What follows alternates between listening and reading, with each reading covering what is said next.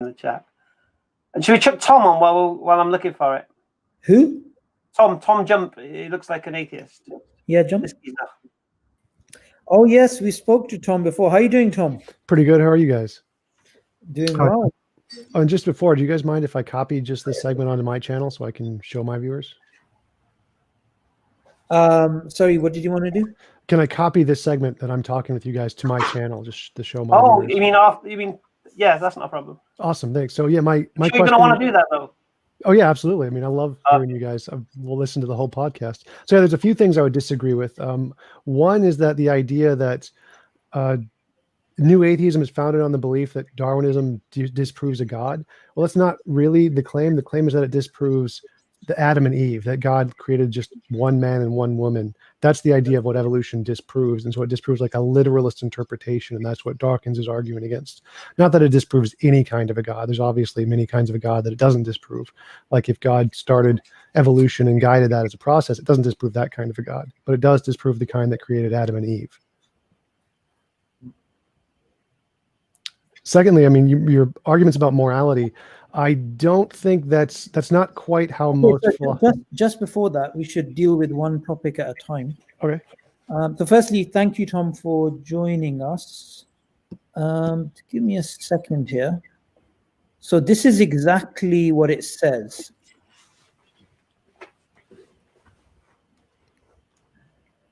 One of the greatest challenges to the human intellect has been to explain how the complex, improbable appearance of design in the universe arises. The natural temptation is to attribute the appearance of design to actual design itself. The temptation is a false one because the designer hypothesis immediately raises the larger problem of who designed the designer. The most ingenious and powerful explanation is Darwinian evolution by natural selection. We don't have an equivalent explanation for physics. We should not give up hope for a better explanation arising in physics, something as powerful as Darwinism for biology. So this is page 157 to 158. And the conclusion, of course, that he makes is God most likely does not exist. So I'm going to stick to my original point, which is that new atheism is based on a fallacy, and that it's not just the idea that Darwinism challenges the idea of Adam and Eve. They do push the narrative that Darwinism challenges the existence of God, evolution undermines God. And in fact, this is not just me, this is academics who've actually spoken about this. And if you want right now, I could actually play a clip where Dawkins actually says that himself. Well, I understand he said that, but what is the fallacy there? Because he's not arguing that evolution disproves God in that quote. He's saying that the most ingenious and powerful explanation is Darwinian evolution by natural selection. We don't have an equivalent explanation for physics. We should not give up a hope. So basically, he applies the same thing for physics there. What he's saying here is that God is being replaced by Darwinism as an explanation. The designer hypothesis is being challenged by Darwinism. That's exactly what he's saying there. Right, for evolution. And he's saying that happens in many cases where you have a God of the gaps, where God explains lightning. And Exactly. But what you just said in the beginning was the exact opposite. You said, no, he's not denying the existence of God using Darwinism. He's simply using Darwinism to challenge Adam and Eve. And I'm saying, no, he is using Darwinism to challenge the design hypothesis. Right. So when he says there's not an equivalent hypothesis for physics, what he's saying is Darwinism only applies to evolution, and there's some other theory you would need for physics that we haven't discovered yet. That's not Darwinism. That would be a different theory. So he's only saying Darwinism disproves the Adam and Eve kind of a God. No, there's no Adam and Eve in that passage. That's explaining the diversity of life. What caused the diversity of life? God created all the different things. That's one of the hypotheses, and the other one is evolution. So when we're saying what explains the diversity of life, we're saying if it's evolution, then it's definitely not the Adam and Eve kind of a God. That's the difference. It's got nothing to do with Adam and Eve. Here he's talking about Darwinism replaces the design hypothesis. For evolution specifically, that's the only case it does replace it. It doesn't have anything to do with then what he does is he says, well, in physics we could find something else better. Right, something else, as in a different thing. Look, I'll be clear and direct here. Yeah, there's a reason why many big academics they criticize the new atheist movement because they use these simplistic, childish arguments. And what I'm really trying to do is I'm trying to discredit that movement by saying their foundational claims are based on falsehood, right? And one of the foundational claims is that Darwinism challenges the design hypothesis. And you came on board and you said, actually, all Dawkins is saying is it challenges Adam and Eve, a story, right? Yeah, the design as in life. But that's not all that Dawkins is saying. Dawkins is clearly saying here, and he also says in The Blind Watchmaker and other places in his lectures. And if you want, I can actually play the video as well, right? Just to show that actually Dawkins is someone that's quite malicious.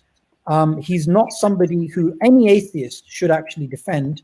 And I truly believe discrediting him is very important to actually show people most atheists do not actually understand what atheism is, even what Dawkins actually says. And most of the time, they are simply acting in a socialized sort of capacity. So they're not even thinking about the deeper questions. What is Darwinism about? What is it not about? And they simply follow a sort of a sheepish pattern. So just give me a second here. I'm just going to bring up the video. Can I add that? Yeah. Can you add that, please?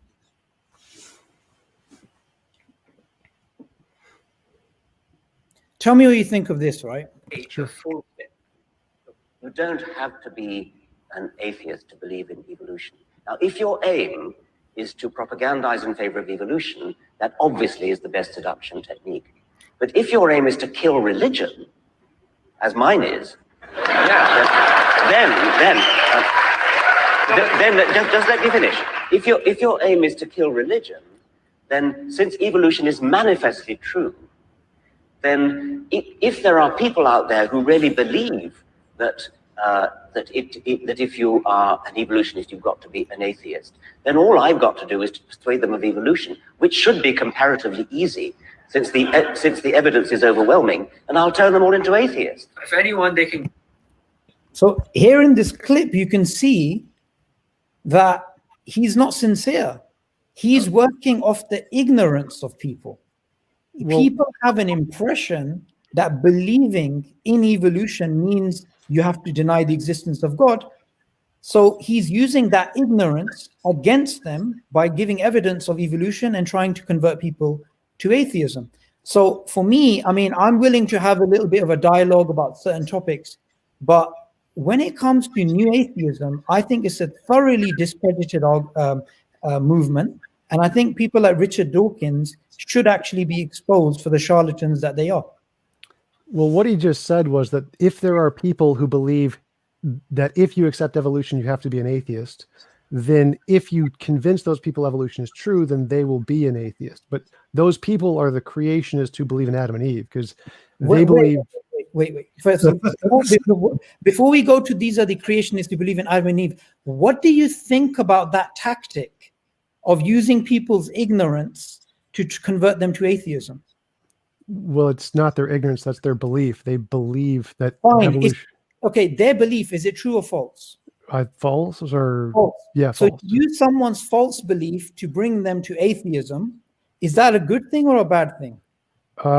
Using their false belief to correct them is a good thing, I think. I mean, I don't understand. I think you're actually talking across each other, actually. So what Dawkins actually says right in the beginning, the first sentences, if I remember correctly, is you don't have to be an atheist to believe in evolution. Yeah. That's the first line that he says. Yeah. So just understand, I'm not patronizing. This basically is debunking everything that you've said so far. He's saying you don't have to be an atheist to believe in evolution. Right, I agree with that. I mean, every atheist agrees with that. Absolutely. So then, not every atheist agrees with that. And that's not true. Many atheists I've spoken to, and in fact I've had debates with, they argue evolution undermines not only a theistic God but also a deistic God. So I mean, the new atheists, of the new atheists, they all agree with that phrasing. So the only thing Dawkins said there was, if people believe that you can't accept evolution and a God, like creationists who believe in Adam and Eve, if you can show them evolution is true, then they will stop believing in a God. The thing is, TJump, I don't see why you keep inserting words that Dawkins never said there. Why don't we just stick to what he said? That's literally what he said. He said, if No, there are but- people. Okay, so there's two other people here, like Hamza and Imran. Did Dawkins mention Adam and Eve? No. No. Okay. So and did Dawkins mention Adam and Eve in that passage of the God delusion? No, he didn't. But you keep inserting that to try and defend him. And all I'm trying to show is you can't defend the indefensible. He is a flat out liar.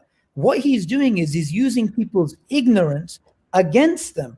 And what you should, as an atheist, do is you should say, actually, that type of behavior should be called out, and that type of behavior doesn't reflect a fruitful discourse that we actually want to have between atheists and theists.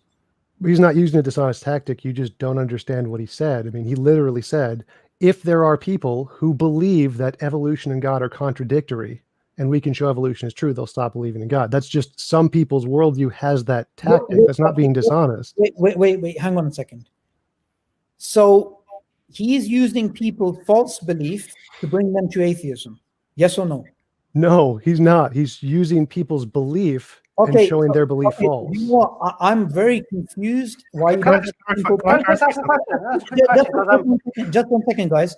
I'm actually going to repeat what exactly he says. And he actually says, all I have to do is convince them of evolution and I'll make them into atheists. And I'm actually going to play it a second time because the first time you obviously weren't listening. An evolutionist, you've got to be an atheist. Then all I've got to do is to persuade them of evolution, which should be comparatively easy, since the evidence is overwhelming, and I'll turn them all into atheists. If that's not clear enough, I don't know what is. Could you replay that again from the 3-minute mark? Could you start it from the beginning of this? That's it.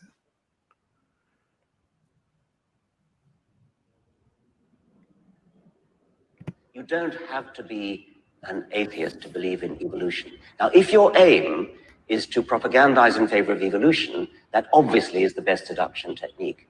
But if your aim is to kill religion, as mine is, then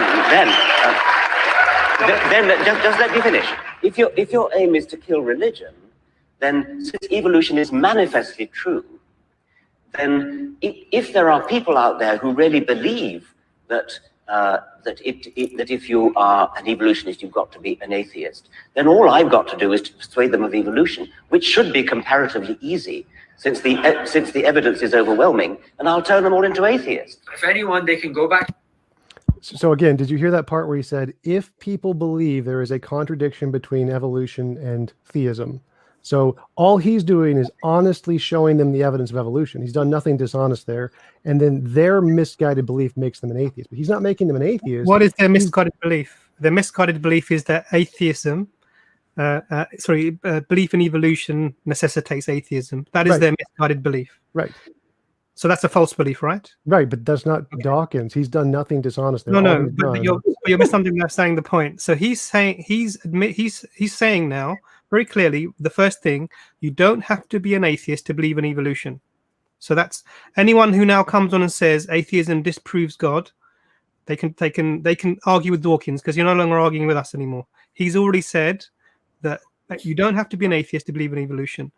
And then he says the people who mistakenly do believe this amongst the theists, all I've got to do to them is run with it. I'm just going to convince them that evolution exists. Yeah. And because they misunderstand evolution and atheism not being required to exist together, they're going to become atheists. Let's ask this question. Sorry, just to understand something, because I'm trying to understand Tom's position. Do you believe, Tom, if evolution is true as you believe it to be true, then this is proof against the existence of a creator? No. All of the new atheists agree with what Dawkins said. You don't need. I'm trying to understand what you believe, Tom. That's all. I'm just establishing your belief. Right. I'm one of the new atheists. I would class myself then. So yes, I believe that you can believe in evolution and a God. Like there are many. What's the difference between new atheists and old atheists? Just so I understand these terms. There's just an ideological difference. It's not like a political difference. Well, what changed? I would put it another way. I would say the old atheists were more coherent and were less hypocritical because they accepted nihilism, they accepted right and wrong are mere social constructs, evil and good do not actually exist. So I would say the old atheist God like Nietzsche and all the rest, they were a lot more philosophical and a lot more coherent than the new atheists. Well, I think you're cherry picking that. I'm just trying to understand the terms. Which is why interesting as well that the old atheists actually were philosophers, and you would find that today the new atheists are actually criticized by many philosophers.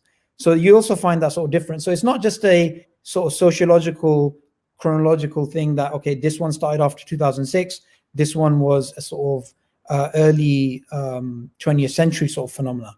I think there's profound misdirection that we have to. There's a profound narrative which is falsely spread all across the world by new atheists, which I think the old atheists would not actually accept. So I wouldn't accept that it's just a small difference between the two types of atheism. Yeah, that's cool. So evolution doesn't undermine a creator. Right. So everything we've said so far with regards to the existence of a creator, you've got nothing against everything we've said so far. Regarding that one argument, no. But the point here is that Dawkins wasn't doing anything dishonest. All he's doing is honest. Well, he kind of was, because he admitted that you could be an atheist. You don't have to be an atheist to believe in evolution. Right. He admitted that, which means that's honesty. That's not dishonest. No. But he's saying there are people who do believe you can't be. You have to be an atheist to believe in evolution. What does that have to do? That has nothing to do with Richard Dawkins. He's just showing them the evidence of evolution. No, what they do is in response to that has nothing to do with him. Like all he's going to show everyone the evidence of evolution, whether you believe that or don't believe that. So the fact that they have a deluded belief and it causes them to believe something strange as a result has nothing to do with Dawkins at all. Like if I believe that believing in evolution is contradictory to believing in the moon, and Dawkins shows me the evidence of evolution, so I stop believing in the moon. I think what you said today, Tom, is very profound. I think what you've said, because all atheists watching now know this. Even if evolution is true, it doesn't dismiss the existence of a creator. So one thing we've tried to do today is to show that don't bring evolution to the table as an argument against a creator. Oh, right, absolutely. I totally agree with you. No, but atheists do that. See, Tom. Yeah, let's stick to what Tom is saying. Tom is saying, look, if Tom has the false belief that believing in evolution means he can't believe in the moon, right? Like he said, then Dawkins comes along and simply does a logical exercise of giving him evidence of evolution, so he stops believing in the moon. Tom is saying, well, Dawkins did nothing wrong. He simply was teaching people evolution. That's what you're basically saying. But what you're missing completely is that he is using your false belief to actually guide you towards the position that he believes to be true, which in any culture, society, whether you're religious or you're not religious, that would be seen as malicious, and that would be seen as somebody who is Machiavellian and is just trying to get things done. So, and you know, Tom, I always say this. I say new atheists they act in a way that's very similar to religion. So, for example, Richard Dawkins, I mean, he's doing something patently, obviously wrong, and you just can't see that, and that is exhibiting a type of religious behavior. I don't see it right. I don't see how anything he's doing is wrong. I totally sympathize you don't see that. That's because you're blinded by the new atheists. So you're saying it's dishonest to show people facts? Hamza can see that. Would you mind if I... And just one last point. Sure. And this I find hilarious, right? So Richard Dawkins is supposed to be a leading evolutionary biologist. And here he's saying that he wants to kill religion. When religion, from a purely evolutionary perspective, can only be explained in either two ways. It's either an adaptation or it's a spandrel. It's a byproduct of something that was an adaptation. So if something's an adaptation or it's a byproduct of an adaptation, why on earth do you think that that thing itself is evil? Why do you think that that thing itself is something that needs to be wiped out? If it has an evolutionary function, then it has an evolutionary function. So even if Dawkins was right, he would still be wrong. So can I just try and give an example of what he's doing, just so that you understand? So if you had the false belief, Tom, that the way to get rid of COVID was to give me £1 million, and I came along and said, and I know that actually giving me £1 million is not going to affect your COVID whatsoever. But I say, hi Tom, giving £1 million it will help you and help me, and you give me the £1 million. What I'm doing is I'm tricking you, knowing that you have a false belief, to do something that you wouldn't do had I told you honestly that actually, you know what, giving £1 million to somebody doesn't affect COVID in any way. And that's what's happening here. He knows that these people misunderstand the link between science and religion. And we were talking about this chasm between science and religion. And he's using their misunderstanding of this link between science and religion, and this particularly is evolution and atheism, to his advantage, to trick them to accept atheism. Now, I'm surprised that you're not able to see that. I think it's clear, really. Well, I mean, it's just basic ideology. Like, they can also transition into evolutionary creationists, which happens to many of them. It's not like this is a thing that occurs. He's not targeting them specifically because their ideology forces them to become atheists. Many people do convert from believing in a literalist creationist to a more figurative creationism. Tom, that's a total red herring. Like, no, that's exactly what he's saying. Like, Tom, that's a total red herring, right?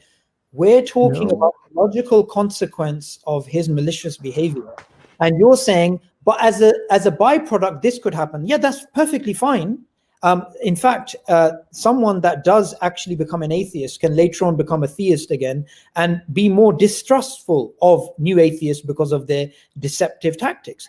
A whole bunch of things can happen. This is all red herrings. All we're trying to point to is that it's very surprising that while there's a lot of claims made about how religion blinds people and how it makes them act in ways to conform with a particular worldview, that you're exhibiting the same sort of religious behavior I would expect from a born-again Christian who's talking about the rapture and trying to reason with them, and they're like, no, I believe in Jesus because of this and that. Like, we're talking about something really, really obvious right now, and you're just not getting it. And any amount of hand waving or eye rolling is not going to sort out a very tricky situation you're in right now, which is we're giving you evidence and you simply aren't acknowledging it because you're blinded by the new atheist movement. Okay, Tom, can I just say something else? Sorry, because I don't want to get to the big evolution debate right now because we're going to save that for the next stream. Yeah, so you're welcome to come on. Do you believe evolution is a proven fact? Yes. Right. Okay. And what is the proof? We can demonstrate it in a lab. I actually just 1 second here. You said evolution is demonstrated in the lab and it's a proven fact. Okay. Mm-hmm. Yeah, I thought it was absolute. Okay, no, one second. You can say whatever you want after this point, but I'm just gonna hold on to those two terms just to let you know, and then we'll go off into how your criteria matches these two terms. All right. So proven fact is what you've said, yes, Tom? Yep. And I'm just trying to understand what brings you to that. Like I said, we don't have to go into the full works because we will do that, and you are welcome to come on the next stream. No problem at all. Where Sabur will break it down, and we're going to talk about how, as a Muslim, we should look at evolution and all of these things. But I just want to know what you believe the proof is. Oh, when is the next stream? Is that like right after this? No, next Friday, inshallah. Okay, gotcha. We can demonstrate it in the lab. We can literally observe it occurring. We can watch it. You can observe Darwinian evolution occurring? Yes. In a lab? Yep. Okay, and sorry. So what do you observe in the lab? Changes in DNA through speciation. What does it change into? There's lots of different changes. There's tens of thousands of papers on it in biology. It's why the vast majority of experts... How does that... Because I'm assuming by evolution, you mean man had this common ancestor. That's a consequence of evolution. Evolution is just changes in DNA through mutation. That's evolution. Changes in mutation? Yep. I thought, is mutation not detrimental, or is that Some are. Most are non-detrimental, and very few are positive. So basically, it changes through accidents, you're saying? Yep. So you believe evolution is accidental? Yes. And that's been proven? Random mutation, yes. Okay, so survival of the fittest is accidental? Survival of the fittest is based on the environment. So you have a bunch of random mutations. Some make things less likely to survive and they die, and some make things more likely to survive and they survive longer. And so the bad mutations get killed off and the good ones survive longer. Okay, all right. And then what do you believe the common ancestor was? Some ape-like creature? Yeah, I mean, I think we all came from like single-celled organisms at one point, and then Where did that single cell organism come from according to your belief? abiogenesis, RNA world. What's that? Abiogenesis, the RNA world, where RNA was formed from clay, from base molecules, and then RNA built DNA, and DNA built cells, and we multiplied from there, from single cells to multicellular organisms, and then built. And this is proven.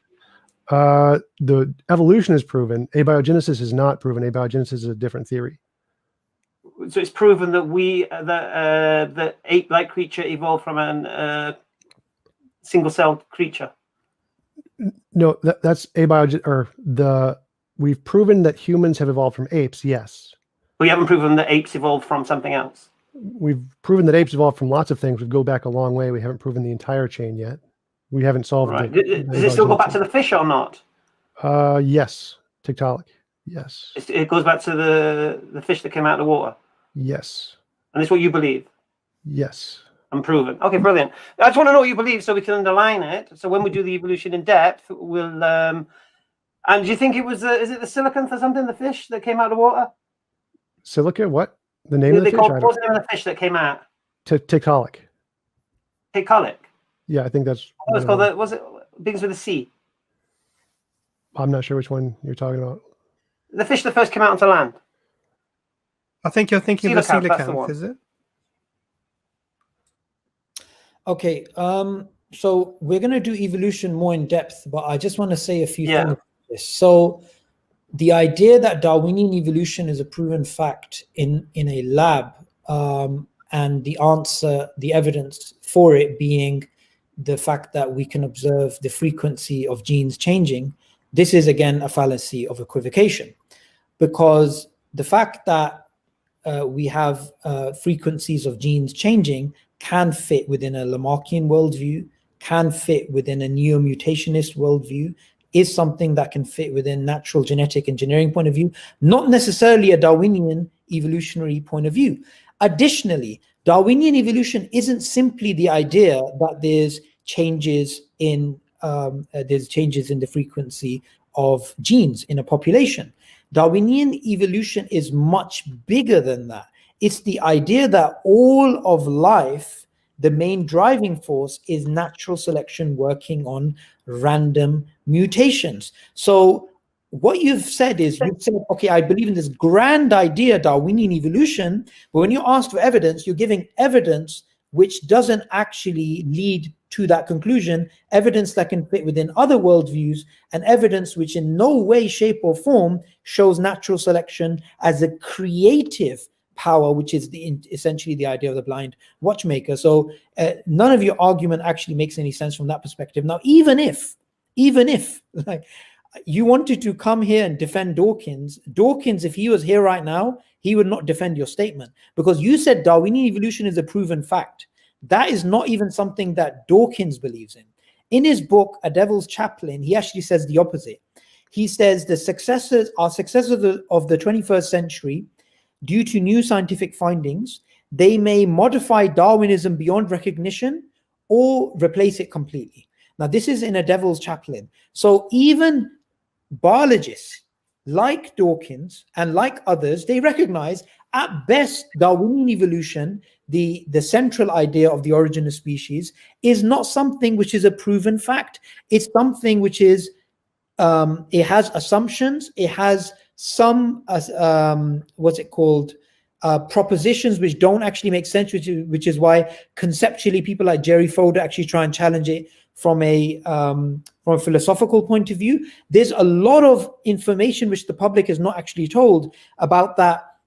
When you see the examples of the moth particular example that was used, Kettlewell moth example about industrialization leading to the blackening of trees, that this turned out actually to be a forgery. And even if it was true, at best, it would show small-scale cyclical changes within a population.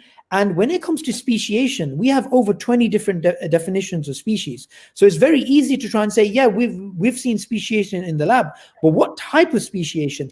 And additional to that, it's not enough to simply say, look, this thing is similar to that, therefore Darwinism's true. Because remember, Darwinian evolution is not a theory of similarity, it's a theory of transformation. Now, if what you're saying, Tom, is correct, then I simply want to ask a very basic question. In 2016, the Royal Society, which in 1858, Darwin came forward to actually give his original origin of species argument. In 2016, they actually had an argument there between two different camps at the Royal Society. One camp was fighting for Darwinian evolution. One camp was saying, no, it doesn't work. So if what you're saying is true, if Darwinian evolution is a proven fact, two things must hold. Number one, all of these scientists are arguing about its validity. They must be deluded. And two, it must be the only scientific theory in history which is a proven fact, because science doesn't give you proven facts. It gives you workable models which are then replaced. So if what you're saying is true, most philosophers and most biologists who disagree with Darwin would actually be out of a job. But thankfully, you're actually wrong. These people, they do have a valid point. They understand the philosophy of science, and all of this narrative about the immutability of Darwinian evolution, which again is pushed by new atheists, falls apart whenever you scratch at the surface and you actually know what's going on within academia. I don't think that's the case. Again, every biologist agrees with me, like the entire field of everyone in the world. What they're arguing about is kind of like how Newtonian mechanics was replaced by general relativity. Newtonian mechanics was still correct. General relativity was just more accurate. So Darwinianism only takes into two. You can't try and correct a mistake with another mistake. Are you telling me Newtonian mechanics and general relativity, it wasn't a paradigm shift? It was just like an extension? Is that what you're trying to say? It was more accurate. So general relativity is a more accurate theory than Newtonian mechanics. So let me ask you a very basic question here. Is it the case that within a general relativity perspective, that time and space is flexible like fabric? Yes. True. Okay. And isn't it true that under a Newtonian worldview, time and space is fixed? Right. Also true. Those are two different things, Tom. Right. But the equations are the thing that's different. So the equations for general and special relativity are more accurate than the equations for Newtonian mechanics. But Newtonian mechanics still work. The equations are still correct. You can still use them to a certain degree of accuracy. So general relativity didn't make them false. It's not like the equations for Newtonian mechanics are not working anymore. They still work. You can still use them. This is a total red herring. I was pointing out a contradiction in what you were saying. There is a complete paradigm shift between the Newtonian worldview and the Einsteinian worldview. This is why people like Thomas Kuhn, they wrote The Structure of Scientific Revolutions. And this is why people like philosophers of science, they would laugh at this sort of argument. You can't say these are it's just an extension or it's more accurate. We're talking about complete paradigm shifts. Thomas Kuhn, who, when he was describing these paradigm shifts, he actually spoke about them as a gestalt shift, a complete paradigm shift in the way that you look at the world. And when you choose between two different paradigms, it's not like you are objectively looking at one and looking at another. You actually, the way he described it is like a religious experience when you move from one paradigm to another, because within one paradigm, the terms mean something else within another paradigm. So what I really want you to understand is this. You use the word proven fact. That's the very word that you used, okay? Yes. Now, what I'm going to do now, can you go back to sharing my screen, please, Hamza? I want you to comment on something, right? This is just a standard slide I use, and I just brought it up. This is an Oxford University publication, Philosophy of Science, a New Introduction. Science is revisable, hence talk of scientific proof is dangerous because the term fosters the idea of conclusions that are graven in stone. You said the exact opposite. You said Darwinian evolution is a proven fact. And I'm saying nothing in science is a proven fact. If what you're saying is right, why do books which are published by mainstream universities like Oxford University, which describe basics of the philosophy of science, why do they say the exact opposite to what you're saying? Why do they say don't use the word proof, don't use the word absolute, don't use the word certainty, don't use these for science? And you new atheists are saying the exact opposite. Why is there such a discrepancy between your narrative and what academia has a consensus on? There isn't. You're confusing facts and theories. Facts are proven. So if we drop something, it's proven to fall, and we can calculate that with a proven equation that works 100% of the time. Those are facts. But the yeah, so I asked that, a question. I asked you a question. Do you believe Darwinian evolution is a proven fact? Yes, it is. We can. So Tom, what you've described is actually an observation. Yes, that's so. What you've described is that if you let go of a ball, it falls. Now that's got nothing to do with the theory behind it. If one theory says that the reason it falls is because there's a pulling force, and another theory says the reason it falls is because there's a pushing force, are you going to say that these theories are just slightly better than each other, or are you going to say these theories actually contradict each other at some level? Yes, the theories contradict. The facts do not contradict. That's the point. So what you're saying is the observations can be explained in different ways, and that's the point that we're making to you. That but Darwinian evolution is denying the observations that we may see in evolution. But what we're saying is the explanations provided have taken on almost a dogmatic level of belief amongst people like yourself. And this is where the idea came from of socialized atheists.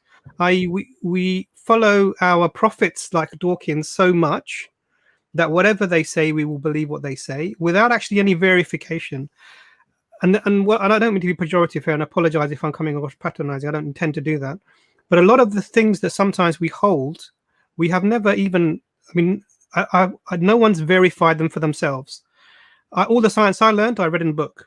I take the words of the professors and my teachers as testimony that this is the case. I've never looked down an electron microscope to see an atom. I've never, sat in a lab and done a biological experiment, done many other experiments, but to look for evolution. And I assume neither of you, we are taking statements that other people have given to us from what they say they've observed on trust. And this trust is bolstered by things like peer review, etc. And this is the main way that we get information.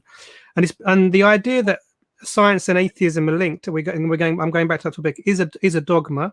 And this idea that science is proven fact is also a dogma. Because science, by nature, if the observations can be explained in more than one way, then that whatever theory you're holding to necessarily is not fact. I don't know if I'm making. No, right. I totally agree. Facts and theories are not the same thing. But Darwinian evolution is two things. One, it's natural selection and random mutation. So we can observe the mutation. We see the genes are different when things in species groups, when they divide. We know that's a fact. So that's the speciation thing. And we know that when they change, the weaker ones die. We observe that too. So we know those two things are facts. Let's be a bit precise here. Frequency of genes changing, is that something that can also fit non-Darwinian evolutionary models? Yes or no? No, because that's literally just what definition of evolution is. So, Tom, let me ask you. Can I clarify? Do you mind if I clarify for a little bit? Let me ask you the question again slowly. Darwinian evolution, is it not true that the frequency of genes changing doesn't necessarily have to fit within Darwinian evolution? It can also fit within non-Darwinian evolutionary models. Yes or no? It has to fit in evolution. It can fit in lots of other models too. No, but my question was about Darwinian evolution. No. So again, I don't think you're understanding here. This is how science works. Listen, Tom, you're selectively listening. So I'm going to ask you the question a third time. Can I clarify? Under Darwinian evolution, can I Tom, clarify? Wait, you can't clarify if you didn't understand what I said. Under Darwinian evolution, is it not true? Is it not true that this idea of gene frequencies, it can fit within other non-Darwinian evolutionary models? It's not simply the case that gene frequencies changing over time is true, therefore Darwinian evolution is true. Are you willing to at least accept this very basic point that a GCSE level student would understand? Are you willing to accept that? Yes, that's called the problem of underdetermination. It's true of literally everything. Thank God. Which doesn't have anything to do with my point. So can I clarify my point? Tom, can I clarify my point now? So can I clarify my point now? Wait 1 second. It was so difficult for you to admit a basic point, And this is the blindness of new atheism. Like, you're literally acting like a born-again Christian.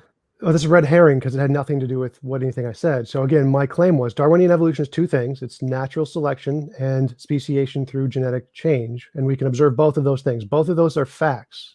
So we know both of those facts are true. Now, there could be other facts in addition to those two. Give me the evidence for natural selection as a blind watchmaker, which is what Dawkins' claim is. Give me a scrap of evidence for that.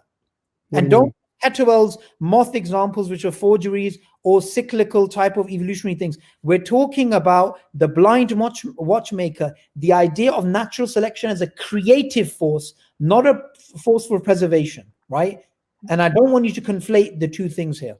Yeah, so we see gene modification that can create new properties never seen before in the species. Tom, you've made the same fallacy you've made previously. That is not evidence for natural selection as the blind watchmaker. If that was evidence, all the biologists who are arguing for the extended evolutionary synthesis, they'd be out of a job, right? Can I ask a question, Tom, very quickly? Tom, what I want you to do is this. I want you to just think of a very simple point I'm about to make right now. Do you recognize that they are biologists who are rejecting neo-Darwinism, and they are trying to propose alternatives to that model, such as natural genetic engineering, neo-mutationism, and neo-Lamarckism? Do you recognize that these people are rational and they do accept gene frequencies in a population changing? They accept that that fits within their model. Do you understand this very basics of biology? Yes, I have those professors on my channel all the time, but they all accept that yes, there is mutation and yes, there is natural selection. There's just also other things in addition to those. So tell me this, why did it take you so long to admit that very basic point, which you find didn't. So long? I didn't. I acknowledged it as soon as you said it, or as soon as I understood you said it. Like, again, but you're bringing up irrelevant points, because when I say Darwinian evolution is true, Darwinian evolution is two things: natural selection and mutation, and we observe both of those things. Both of those are facts. So we know those two things are facts, so the evolution theory is true, but there could also be other things which could be a more accurate theory, like my Newtonian example of physics. There's a more accurate theory that has more variables to it, but the Newtonian physics is still true. All the equations are still facts. They still work. And so Sorry to interrupt. Can I just say something? Because we're kind of jumping off point. Hamza, 1 second, yeah? Darwinian evolution is the claim that natural selection is the primary force for evolutionary change. That is incompatible with the ideas which are being proposed by the non-Darwinian evolutionary theorists. These are ideas which are incompatible.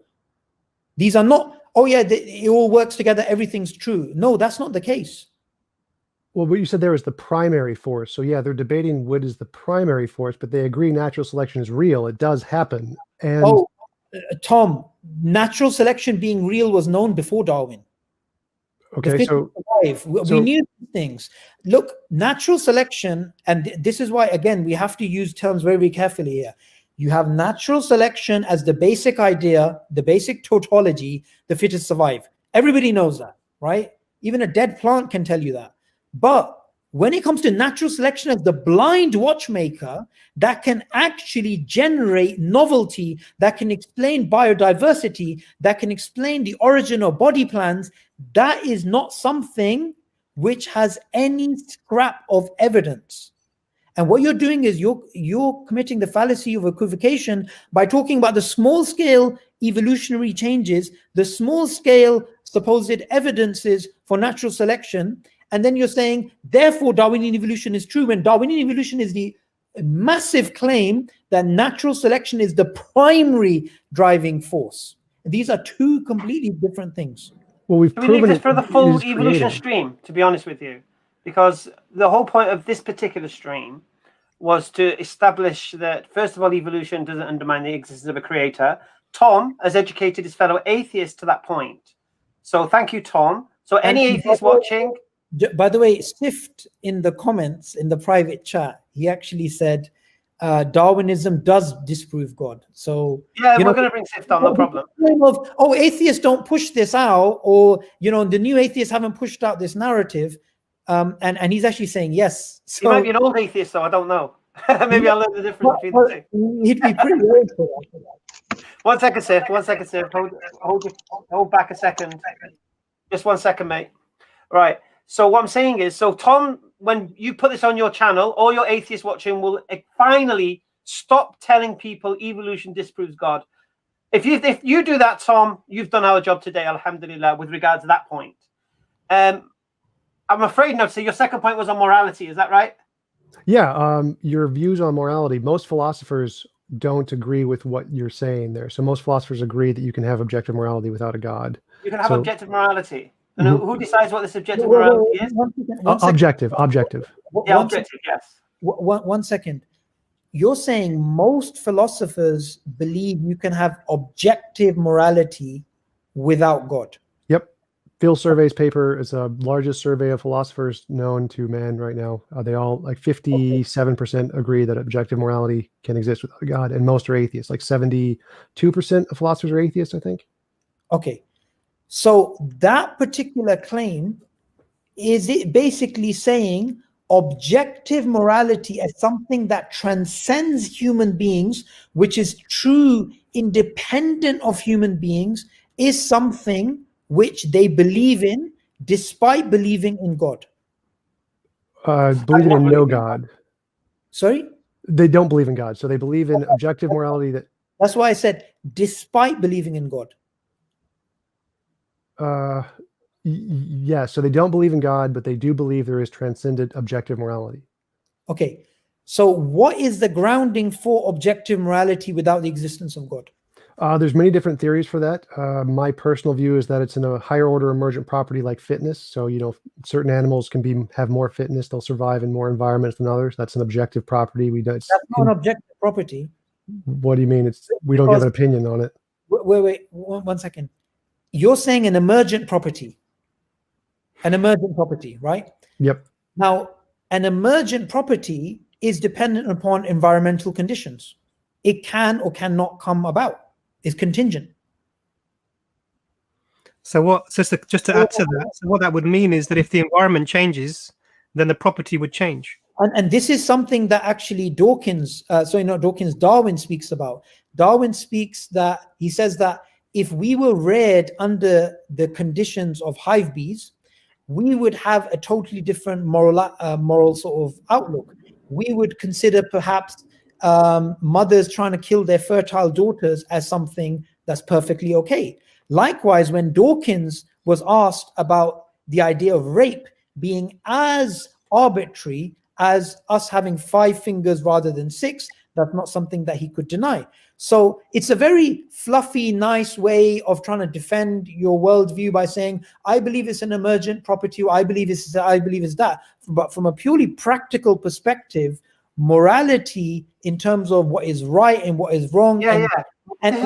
One second, moral duties and moral obligations and moral imperatives being binding upon someone in the same way as theism, that is not something any atheist worldview can actually justify.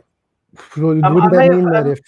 Tom, sorry. So let me clarify my question, because you answered it, and I didn't even recognize it as anything to do with what I asked. So maybe the way you understand objective morality is different to what I was meaning. So how do you understand objective morality? Objective means true, independent of opinion or mind. So it's just something that's true, like a fact of reality is objective. Like a standard? Facts. So I would say like gravity is a fact. It's an objective fact. Matter exists is an objective fact. So lots of objective facts. But I did want to ask a question to Sabor. You said that morality. I'm trying to understand that point. Objective morality, law of nature, kind of like gravity. So I think it's like a law of nature kind of a thing.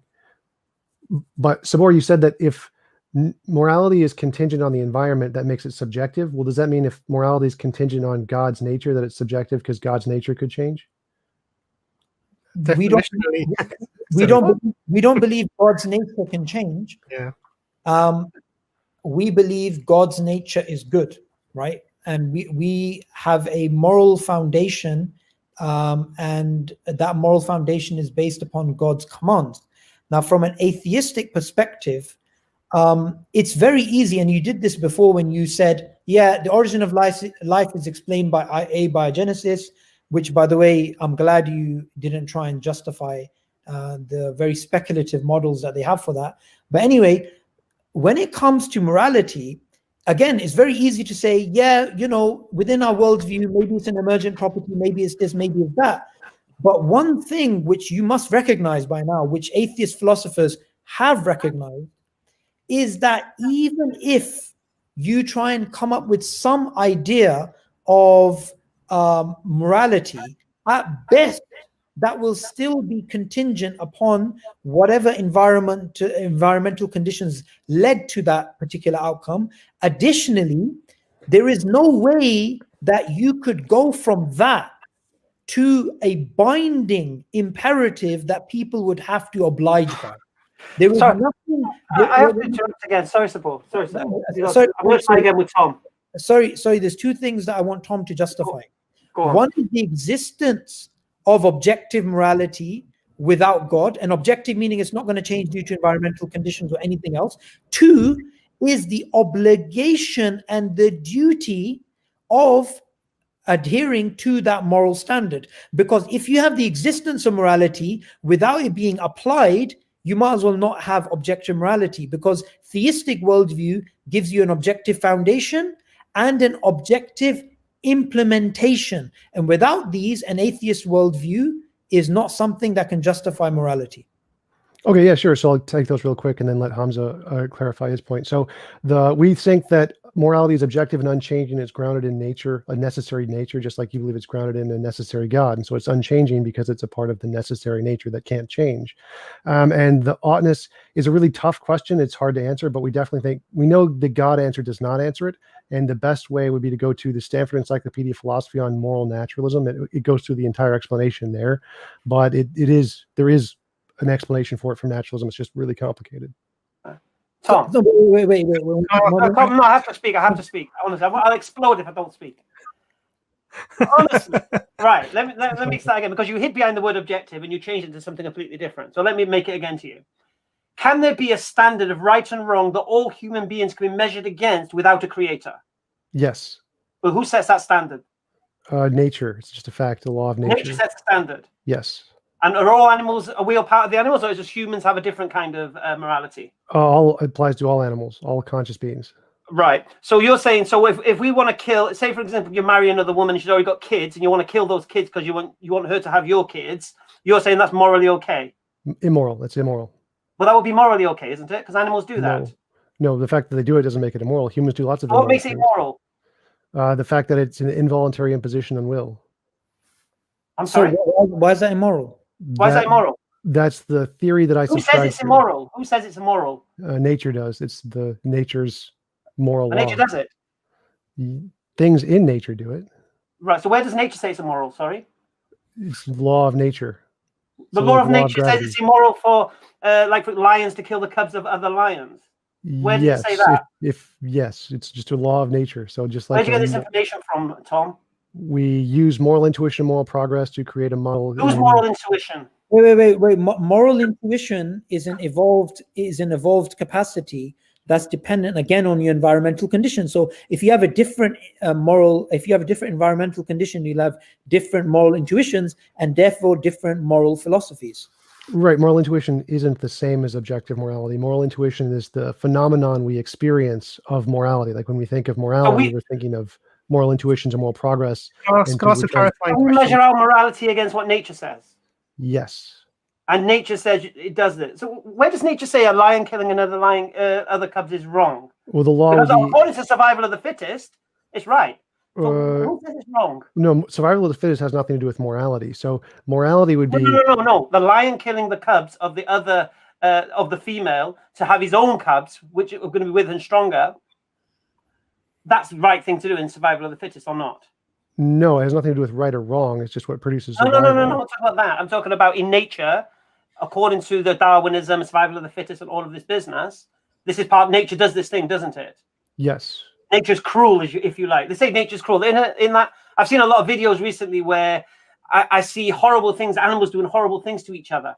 And then always somebody puts, oh, nature's cruel. Like when, for example, an eagle, it lands on a rabbit and the rabbit's there under its talons trying to get away and the eagle's just plucking away at its back. Is this morally wrong? Yes. According to who? According to the theory of morality that I think is correct. And where does, this is what I'm trying to understand, where does this theory come from? What's Same your for- standard bearer? What are you measuring? You see an eagle on the top of a rabbit biting away at its back while it's trying to escape. What are you measuring its actions against? The best possible world. What? So we compare this world where this thing happens to a world where it didn't happen. Okay, so wait. The best. Why is the best? What is the best? The best possible world would be one where there's no involuntary imposition of will, or where you can't ever force any other conscious being to do anything they don't consent to. You're trying to lessen suffering. No, suffering, you can choose to suffer. That's totally fine. It's the involuntary imposition of will. So the best possible world is one where you can never force anyone to do anything they don't consent to. And okay, so you're saying the best possible world is where an eagle can't sit on the back of a rabbit and eat it? Yes. So in your world, then eagles don't eat rabbits? Yes. All the rabbits would be free and the eagles would be free and they wouldn't need to kill each other to survive. That would be the best world. And that's your morality? Could I ask a question? That's the standard, yeah. It's fascinating what you're saying. So, and to be honest with you, it seems really counterintuitive what you're saying. So I'm going to start from the basics again and tell me if I'm misunderstanding you, Tom. So what you've said to me is that you believe in a theory of morality, which you say is objective, and you say it's an emergent property, a higher order emergent property. So essentially, we mentioned that it would necessarily be dependent upon the circumstances that brought about that property, and if those circumstances were different, this would change. But you said this is like a law of this morality would be like a law of nature, like gravity. Yeah. What I said there is like it's related to nature in the same way morality is related to God in your worldview. So it's necessary and unchanging in my worldview. Okay. It's like a fundamental part of nature, like you think it's a fundamental part of God. So is there anything in nature that becomes part of our nature? So this is an emergent property the way we are able to ignore or sideline. So what I mean by this is the lion that's has evolved to eat meat as primarily its source of diet, able to go off and become a vegetarian? I would say no. So what I'm asking you is the same question about this morality that you say comes from emergent properties within nature. So the question that first came to my mind is, why is it then that all human beings, well, vast majority of human beings, don't agree on what their moral values are? And we've seen many examples of this, and the common one is something like looking at what happened in the Holocaust, for example. But other examples, you can go to China now. There's lots of things that are happening, around the world which are terrible, which you and I would say are wrong, morally wrong. We wouldn't use the word objective for that. Why is this morality, which is derived from nature, not something that is binding upon us? How are we able to go against our nature? Yeah, so there's two things we asked there. One was, how can we go against a law of nature or something like that? Well, there's certain laws that are non-binding, like gravity. We can go against gravity. We can fly. We can build spaceships and things. The law isn't powerful enough to force us to abide by it, but it does suggest that we should go in a certain direction. So the moral law is the same kind of a thing. It has an impact on us emotionally that we can feel, but it's not so strong that it forces us to abide by it. So that's why potentially a lion could become a vegetarian if we changed its biology a little bit and gave it the technology to become a vegetarian. But the second thing you asked was, why is there disagreement, moral disagreement? Well, we know that our brains are fallible. We make mistakes all the time. People have delusions, illusions. We see things funny, and people can disagree about there's the color, that dress that's like white or blue on the internet. There was a big meme about it, and people disagreed. Well, was it white or was it blue? Because of the way their brains processed information. Some were right, some were wrong. And so that's the same applies to morality, is that just like our brains can misdiagnose certain things about reality, like the color of a dress, it can also misdiagnose intuitions about morality. It's just a feature of the brain. Excellent. So that's really what I was hoping, that you were going to say something along this line, because what you're saying to me is that we can see it differently, we can sense it differently, we can respond to it differently, and therefore this morality that we have within us, you say it's an emergent property that comes because of the laws of nature. is something that we can be viewed differently depending upon your senses. So that would make it everything but objective. Yeah. So, for example, for and I'm bringing religion into this, for a theist, for example, if we have a transcendent anchor for our morality, it doesn't matter on my particular way of seeing it, or Hamza's particular way of seeing it, or anyone else's particular way of seeing it. It would be the same. I cannot, from my own senses, say, well, actually, for me, this doesn't really apply. I'm going to do something else. And so I think that it's a good attempt at trying to show an objective morality within a natural world, but a natural world is necessarily dependent upon the circumstances that brings it about, and the fact that you said we're fallible and our senses are fallible, and therefore its impact upon us is variable, speaks against the whole idea of being objective in the first place. So I'm not really getting what you're saying, Tom, if I'm honest. Well, can I ask you, what do you mean by that? Like, well, we can see the dress. We know that there's a picture of a dress, and to some people it looks white, and to some people it looks blue. We see it differently, but there is an objective truth there. The dress is actually a blue dress. We know for a fact that, as we can actually, people who own the dress can show you the dress. So the fact that people see it doesn't mean there isn't an objective truth to the color of the dress. They just have their senses are not correct. Their senses are not objectively perfect. Sure. So morality. I'm sorry to interrupt you, Tom. I know that we've been doing that a lot, and I apologize for that. But what this is the point, exactly the point that I'm making. When you have a morality that's grounded in a transcendent being like a creator, it doesn't matter what I see. It doesn't matter what somebody else sees. Like you're saying, the owner is telling you this is how it is. Now, the fact that everyone else is trying to interpret this, the color of this dress, tells you that their interpretation is not objective. And what they need is the owner to tell them this is the objective color, irrespective of your perspective, irrespective of your view. Oh yeah, I totally agree. I say that we need to filter out which intuitions are the correct ones and incorrect ones, and find some objective way to find the truth. Because I think that they're right. The fact that our senses are fallible means there needs to be some objective thing independent of our senses, like a law of nature. Laws of nature are objective. And so if there's a law of nature that is morality, and we can discover that law, then we can find out whose intuitions are correct and whose intuitions are incorrect, and we can know what objective morality is, just like we can know what the color of the dress is. But this is where so one is the idea of that perceptions can change, and therefore what we're looking at can appear different to us unless the owner of that dress, for example, that you've used tells us what it is. The second thing is actually that this emergent property that comes from our evolution, essentially, and if the circumstances of the evolution were different, then the emergent property would be different. So there is a certain property in water, for example. The molecules separately don't show this property of wetness, but when you bring them together in a sufficient quantity, we get this property of wetness.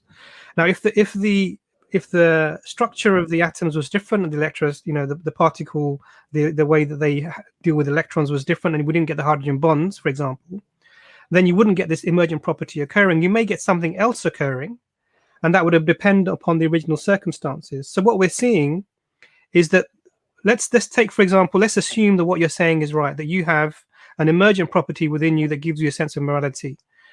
If the fundamental underlying circumstances that brought this about were different, then you would have a different emergent property with a different set of moral values based upon that. Does that make sense? Yeah, yes, absolutely. But the emergent property isn't in me. The emergent property is a law of nature. It exists like gravity. So it's a thing that exists in the universe independently of me. The same would apply, I think. Well, do you remember how you believe that morality is a part of God's nature? And so if God could change, well, then that would make morality subjective. But God can't change, right? Yeah, definitionally, yeah. Definitionally, God cannot change. So in my worldview, the same thing applies to nature. Definitionally, that part of nature can't change. It's a necessary part of nature. Okay. So it would be the same solution to how you think morality is objective because it's tied to God, but God can't change, so that's fine. So I think how is it? So that's really great. So what you're trying to do is you're trying to bring a counter to the idea that nature is ever changing by saying this bit of nature doesn't change, because nature by definition is evolving, because we had from the inflation to the inanimate things being in existence, to abiogenesis, the formation of self-replicating proteins, and then to these creatures that evolve. This is the theory behind it. So everything is changing, we don't see a static nature, unchanging nature. Everything actually is changing. It seems almost ad hoc that you're bringing in a unchanging part of nature. It almost seems to be that you're bringing it in as a convenience to respond to the theist's claim that God is unchanging definitionally. So where are you? What's your evidence to say that this part of nature is unchanging? Where are you getting this from? Laws of physics. So parts of nature change, but most of nature doesn't change. Like the laws of physics, second law of thermodynamics, first law of energy cannot be created or destroyed. The third and fourth law, the 0th law of thermodynamics, those things don't change. So there's lots of parts of nature that don't change. The vacuum states don't change. Our discoveries in emergent spacetime doesn't change. All of the basic physics are not changing. Certain things change, like interactions between particles, but isn't quantum mechanics changing field of physics? No. That's the vacuum states. It's not understood, but that's different. That's different. Yeah. Can I just ask a question to you, Tom? Sure. Are you a vegetarian? No. You're not a vegetarian. So you think it's morally okay to eat animals? Nope. I think I'm immoral for eating meat, but I really just like. Oh, you think you're immoral for eating meat? Okay, that's cool. Yep. and do you accept if because you know evolution obviously doesn't disprove a creator, so you must have other reasons for rejecting a creator. If this theistic creator does exist, do you accept that should be the standard of objective morality if it created everything and laws? No, because I think there's problems with that. Called like the Euthyphro dilemma, I think is a good objection. Like even if God exists, I don't think it could actually work as a basis of objective morality because for so you don't think a creator that created everything and knows how everything works to the smallest detail and knows what's benefits and knows what harm isn't the standard of what's right and wrong for a human being? No, I don't think that works because of the is-ought distinction and the Euthyphro dilemma. They seem to disprove that. The Euthyphro dilemma? What's that? Is something good because God says it's good, or did God say it's good because it's good based off of an independent standard? It's a dilemma Euthyphro asked in one of his dialogues. And the problem is that if it's only good because God says it's good, well, then it's arbitrary. But if God says it's good because it's good on an independent standard, well, then you don't need the God because why is it? Sorry, forgive me. So God says something is good objectively for human beings. Why is that arbitrary? Because it's only good because God said it. Like if I was walking, that's the whole point. So like let me give you an example. Like if I was walking down the street and you asked me, well, what is 3 feet long? And I said that stick is 3 feet long. Well, if it's only 3 feet because I chose it, well, I could have chosen any stick of any length and said, well, this is the 3 foot long stick. So the actual length of the stick is arbitrary. No, you misunderstood, my man. Okay, if this theistic God exists, it created us, yeah? Mm-hmm. And it knows what benefits us, yeah? Sure. And it knows what harms us, yeah? Yep. And it knows what actions lead to that harm, and it knows what actions lead to that good, isn't it? Sure. So following that guidance would be objective standard of doing what's right and what's wrong, isn't it? No, that would be consequentialism. That would not be objective morality. What? Doing something because it's good for you. I'll make it easy for you. We believe our theistic creator says alcohol is bad for you and forbidden. Okay? If that creator does exist, then that standard would be the correct standard when it comes to measuring the right or wrong of alcohol. Would you not agree? Well, no, that's the part that we can't actually say. Why is it wrong to drink alcohol? Is it just wrong? No, that's not the point here. If the creator says it's wrong, it's wrong. Well, that's the point of the Euthyphro dilemma. The reason that doesn't work as objective morality is you have to give a reason why is it immoral. Is it moral because the God said it? If I tell my daughter something is wrong, I don't need to give her the full details why it's wrong. I know it's wrong because I know more than she does. She can't comprehend certain danger and such. I can. I don't need to go to the full detail. I say, look, just listen to me. You know I'm your father. You know I know more than you. And she'll listen to me, yeah? Sure. Right. Hopefully. Now, right. So in the same sense, the creator knows me better than I know myself. So some dangers I can't comprehend, my creator can comprehend. So therefore, it only makes logical sense for me to measure my right and wrong to the standard, which is the one who created me, who knows more than I know. Would you not agree? No, that's where most philosophers say that doesn't work.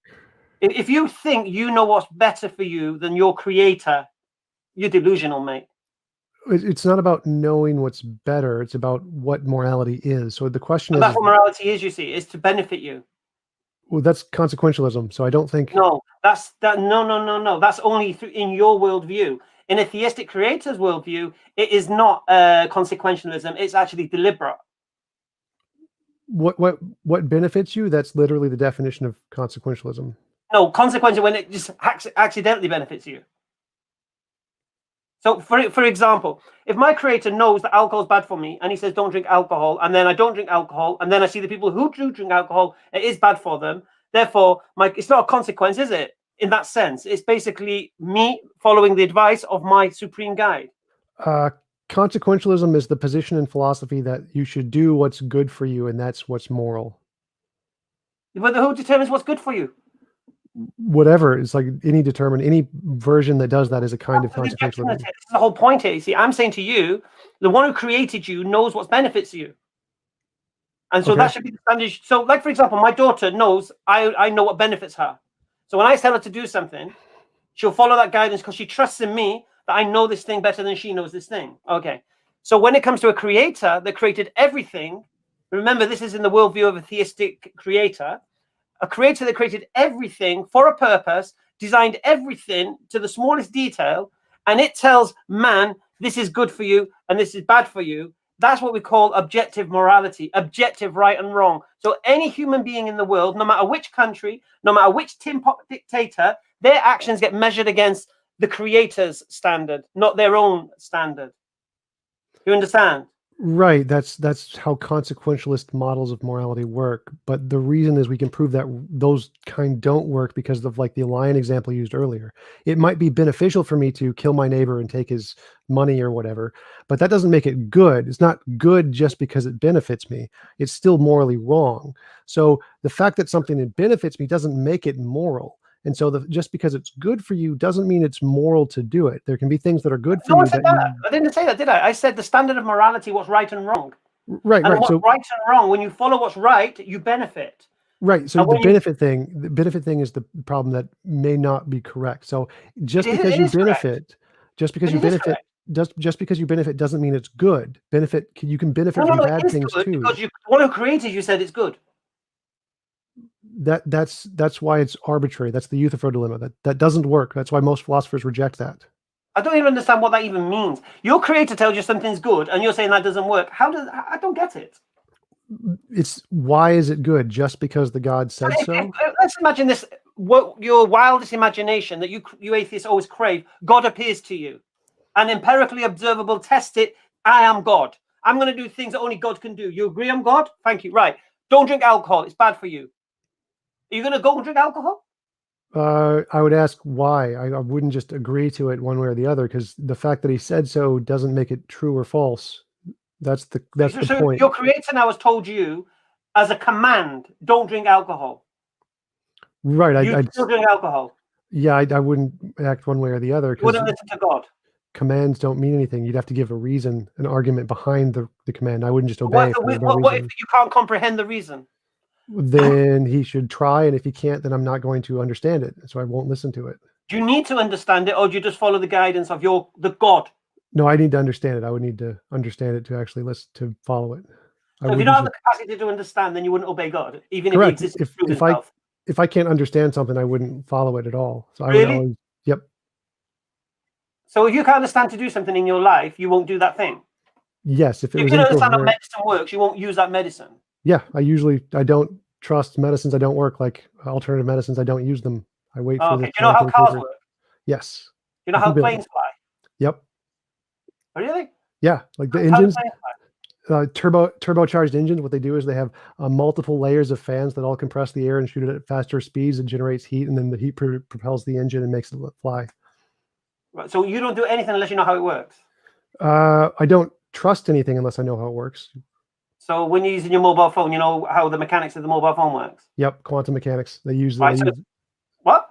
They use certain kinds of shapes in order to generate quantum mechanical frequencies that can then transmit the signal. Quantum mechanics is how mobile phones work? Yes, it is. Did you not know that? Really? Really cool. So you're saying that someone in life who maybe not as educated as you, are you self-educated, can I ask? On a lot of things, yeah. I didn't go to school for everything. Right, so you just picked this up from where? Research it, test it, build stuff. Okay, so let's say there's somebody who doesn't have your capacity of knowledge of learning and such. What do they do in this scenario? Test stuff. So you can say, if I have they have to learn how a plane flies and how a car drives and how a mobile phone works. Oh no, What you do don't have to. You don't have to go that deep. You can do a simple test. You say if a car works, then the car will be able to get person A from point A to point B, and say person Right. A did go from point A to point B. Then that's evidence the car works. Right. So every law that is put on you by your government, yeah, you have to know why. Everything. Why dot the i's, cross the t's, and that. I'm just trying to understand that. Yeah, the why Here's there. how I see it, Tom. Let me tell you how I see it. If the one who created everything exists, tells me this is good and this is bad, I'm following that guidance, man. I can't I'm blame not you. so arrogant. I'm not so arrogant that I can think I can try and rationalize the mind of God. Yeah, unlike yourself, unfortunately. Yeah, if this is God we're talking about here, the creator of everything, your evolution is out the window at this point. You know that, don't you? Yeah, yeah. You're if this theistic God exists, don't forget everything comes now. Paradigm shift here now. Yeah, there's a hellfire. Remember, God and evolution can both exist at the same time, right? Yeah, no, but I'm talking about theistic God that has told you that there's a hellfire, there's a paradise, there's when you die, it's not the end, and all of these things, and has told you then follow these rules, these laws, or these consequences. Would you follow the laws? No, I would. You'd have to explain them to me. I wouldn't just blindly follow anybody just because Tom, they had. can I ask you a question, Tom? Sure. Is there, Well, please take over. is there anything that you don't understand? Sure, lots of stuff. Or would not have the capacity to understand? Probably. Okay. And if do you understand the concept that the theists have about the creator is that his knowledge is unmeasurable? Yeah, omnipotence or omniscience. So it knows all things. His knowledge is unmeasurable. Mm-hmm. So definitionally, there are going to be things that the creator would know that you're not going to even be able to comprehend. Sure. That's a reasonable thing to say. Absolutely. So in what capacity that, so this is sort of we're talking about epistemic humbleness, knowing the limits of your ability to know things. Yeah. So this is intrinsically part of the theistic mindset when there are things that we will be able to explain. So the alcohol is a clear thing.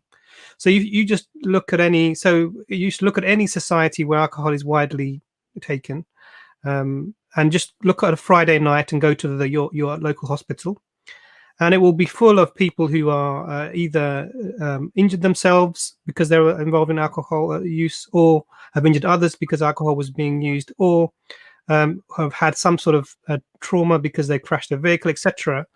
And we see the detriment to the society within that because of this specific use. So even starting from Thursdays now, Thursday, Friday, Saturday nights, A&E will be full of people who are damaging themselves because of alcohol.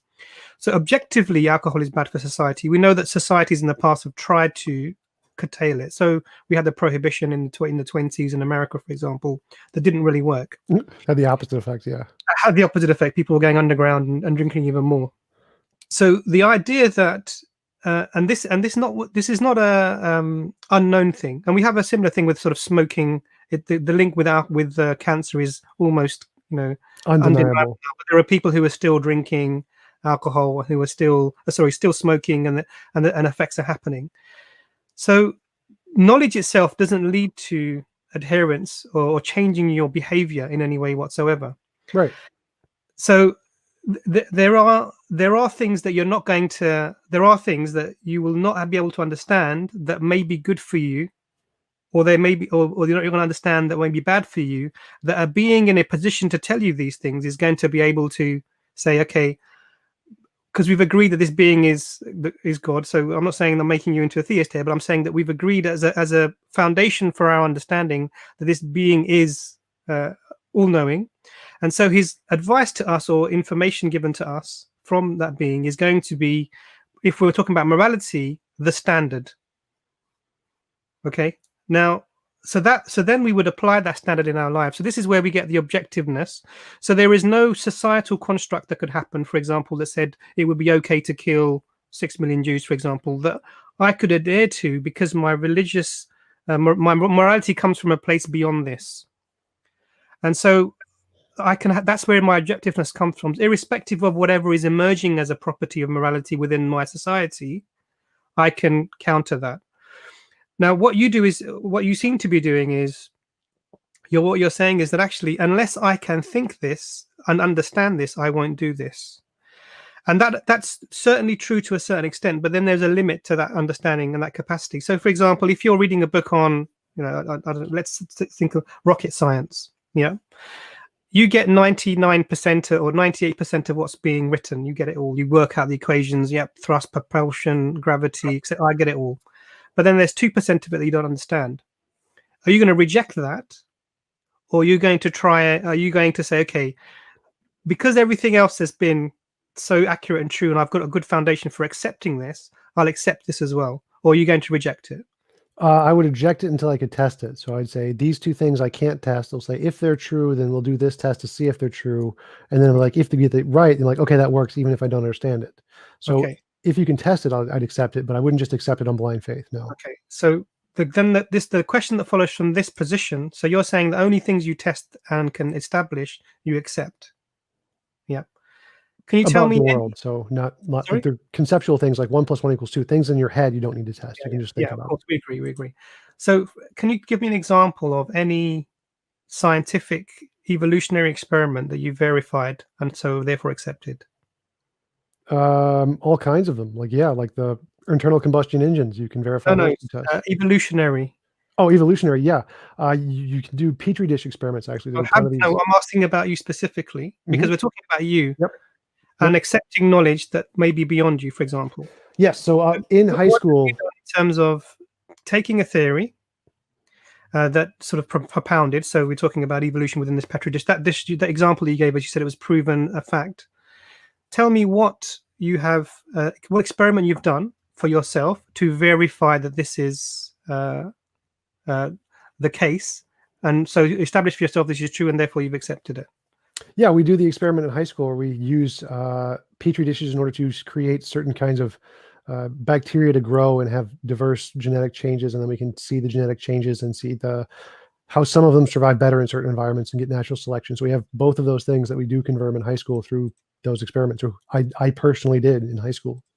So those experiments you're talking about antibiotics and bacteria, where you put the ring into the agar dish, and you have a bacterial colonies, and you put the different dots of antibiotics, and you get a ring around them. Yeah. Yep, I'm pretty sure that's it. So tell me, where in that did you see the genetic change? Well, we did the experiments where we take, I forget what it's called, this like blue gel, and we take different samples of the bacteria and we structure their DNA, and we can see the differences in the DNA from the different things. So in high school, you were doing DNA analysis. Yep. It's that blue gel stuff where you sequence the DNA by putting it in, and it divides it up into a certain amount of ATCs and Gs. So I'm sorry, I'm having a hard time accepting what you're saying, Tom. So how, you don't mind me asking how old you are, Tom? 32. Okay. Okay. So I would posit that you haven't seen, and I know I'm saying that what you're telling me isn't true, and I don't mean to be offensive at all, but I'm saying that I don't think that you've seen genetic changes. I would say that, and I don't think it's reasonable to say that in high school we would look at what would be given is you're given a theory, and you would carry out a basic experiment to talk about, and what you're seeing actually in the petri dish is something called adaptation. It's not actually evolution into different species or anything, or even speciation. You're seeing adaptation. So within the existing gene pool that you have there, you see the bacteria adapt to whichever antibiotics that you're putting in them. I don't think that that's genetic changes that you're seeing. I think I'll be very surprised if you were doing genomic research within high school. I'd be very surprised by that. Oh yeah, that's just the natural selection kit, the natural selection part. The genetic sequencing part is the other kits. There are genes and consequences classroom kits that actually do the genetic sequencing that you can buy for high schoolers. So there's two different experiments we do. We do the petri dish one, and then we take the DNA and we. Sorry, Tom. At this point, we've lost support. His laptop failed on him, and his phone's got rubbish connection. So what we're willing to do, Tom, we want to continue with you in 2 weeks' time, inshallah. So 2 weeks today. Please come back. And we're going to start again with morality and whether atheists can be good. And then we'll do a breakdown of evolution and the different forms of it. Yeah? Awesome. To do that, Tom? Same time next Friday? Not next Friday, the Friday after. 2 weeks, inshallah. Thanks, guys. Talk to you later. just send me a message on Hamza's Den on Facebook, and we'll link up from that point. Yeah. Hamza, can you send me a link to the Facebook thing? Hamza's Den, man, same name. Hamza's Den. All right, I'll check it out. All right. All the best, Tom. Nice speaking to you. Very Thanks. nice Talk to you speaking. guys Take care, my man. Ta-da. So I just want to, Hamza, just very quickly, just sort Just of, 1 second, Kev. 1 second. just want to very quickly summarize. So there are lots of things that were said there, and one of the things that was quite interesting is this idea that that morality can be something that can emerge and then still be objective. And obviously, the emergence of any property would be dependent upon these environmental circumstances. So if the environmental circumstances were to be different, then what your emergent property would be different. So this wouldn't be anything objective at all. But actually, this was very surprising. The other thing was about empirical verification of everything that you believe. And you mentioned in the example about believing that your mother's your mother. Most people have not carried out genetic testing to check if their parents are their parents. They take this on reasonable evidence. Their parents telling them that they are the fact that they look like their parents, relatives telling them that they are, pictures of when they were young, for example. So this idea that only that what you can empirically verify you believe is very strange, and no one actually in reality does this. And I don't believe that people would be doing genomic testing in high school. It's very far-fetched, but fair enough. I suppose whenever Tom comes to the next stream, and we can talk about that in a bit more detail, I suppose. Well, a couple of things that Tom said that surprised me. Well, not surprised me, but it was good he clarified. Was one that evolution doesn't disprove a creator. So that's brilliant. That was brilliant. He said that, yeah. But then he went on to this objective morality flex and the idea that lions shouldn't be eating other animals and that the eagles shouldn't be. And in an ideal world, none of them be eating each other. And it was like, what happened? I don't get it. It just went from saying that nature is the objective morality, yet when nature something happens in nature, it's morally wrong when it's the objective morality. So surely if nature is the objective morality and something happens within nature, then that's morally good according to the standard of nature because it's happening because of nature. Did I miss it? No. I don't know whether in my head or what. So, for example, if the eagle lands on the rabbit, and its easiest way to do it is it holds it down with its talons and then it goes at it with its beak. Otherwise, the rabbit might escape. Yeah, nature's brought that upon according to their worldview. Yeah, but then it's morally wrong. But then, if the standard is nature, and nature's doing this, how can it be wrong? It's inherently contradictory, isn't it? That idea. So it's like it's telling nature you're wrong. But then I thought nature was the objective morality, and that this is what I didn't get it. I completely lost it, man. Anyway, looks like this geezer's got something to say. Let's see. Stop spamming.